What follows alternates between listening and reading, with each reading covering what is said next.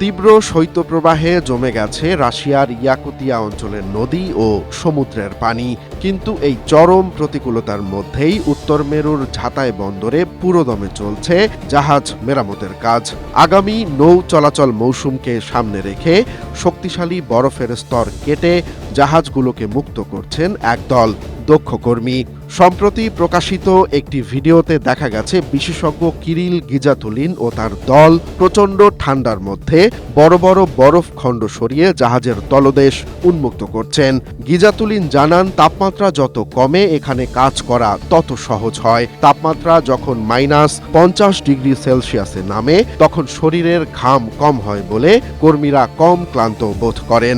এছাড়া কনকনে ঠান্ডায় বরফের নতুন স্তর দ্রুত তৈরি হওয়ায় কাজ করতে সুবিধা হয়।